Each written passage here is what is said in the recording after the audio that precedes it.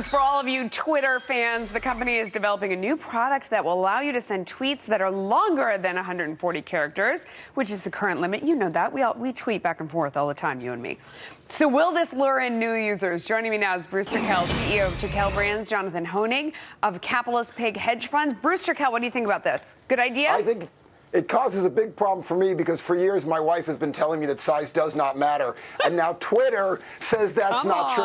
Now it's just an email. I understand why they're doing it, but the whole creativity was in the brevity, so I don't get it. Yeah, Jonathan, good or bad? I agree. I mean, it's not just the creativity. I think the appeal was in the brevity. You've always been able to post long, rambling messages on Facebook and other social media servers, but this is what made this company appealing. And, you know, it really epitomized 140 characters, Melissa, the whole way we communicate right now, short and to the point. And I think it's one of the reasons the stock's actually been very weak as of late. Stick to your knitting, stick to your brand. That's what we would say about this. Okay, now, you've seen this ad, haven't you? Burritos in disguise. It is the latest attack against Chipotle by the Center for Consumer Freedom. That name, I don't know about that. The group accusing the company of misleading consumers about how healthy their food is. Bruce, I've been dying to hear your opinion today on this one.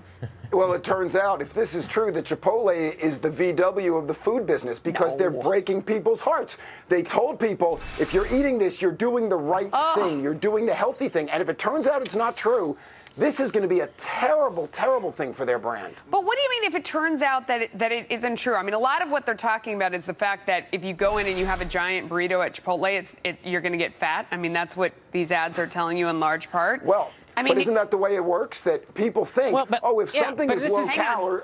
Go ahead, Bruce. Go ahead, finish, and then I'll come right to you, Jonathan. Go ahead, Bruce. I have a friend who said, you know, I don't know why people mind these snack bars. You eat 7 or 8 of them and they fill you up. Exactly. Of course, if you eat wrong, you're going to gain weight. But if Chipotle is saying if you eat here, you won't, and now they say, well, wait a second, there's these regulations, I think it's a problem. Jonathan, see, I totally disagree. I think that if you go in there and you have a giant meal and you feel like you're bursting out of your clothes, you should know that you ate a lot and you're going to get fat. Whether it's healthy food or it's not, you're still, I mean, it's still a lot of calories. I don't think anything in here is news. And people who go to Chipotle do it because they want, you know, sort of fresh vegetables and tomato and stuff instead of a fried cheeseburger from McDonald's, right?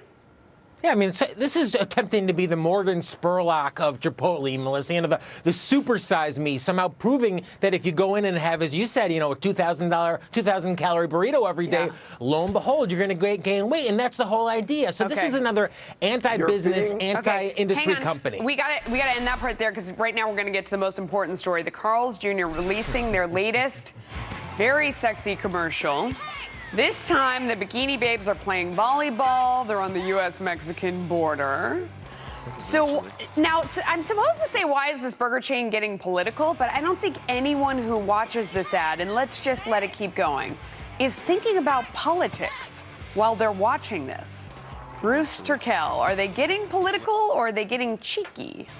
They're getting attention. I mean, really what they're doing is playing up Taco Bell's tagline, because this would make me run for the border. But look, as much as I like to look at TNA, and most guys do, in this day and age, it's 2015. I think we should be beyond this. But they're using it because it gets attention. You could watch it because of the politics. You could watch it for the girls. You could watch it because of the fanny tap. They just want you to watch it. Yeah, and we've edited this, apparently. It gets even saucier at the end here, and we seem to not be showing that part. My producer's showing a little... It's the best part. Yeah, that's right.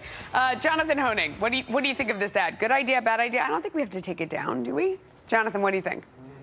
Oh, yeah, Jonathan's totally... I'm sorry, Melissa. I was just, you know, very engrossed to just watching the ad here. I mean, who is Carl's target customer? It's young men, 18 through 35, so might seem a little distasteful to us, present company not included. I don't think it looks distasteful. I'm just wondering, did anyone notice the cheeseburger? I mean, Bruce, does it matter that you don't notice the cheeseburger at all? You know what's so interesting? No, it doesn't. But what's so interesting here is the emotion of it is what works. Back to Chipotle, you were being rational. Here, you're being emotional. It doesn't matter. It's what people feel. They feel it makes them fat. They feel you get the hot babe. That's what matters. It's emotional. And that's their target audience. It's the young men who eat this food. This imagery appeals to them and others as well, and that's why the ad works. Okay. Gentlemen, thanks to both of you. David. Thank you.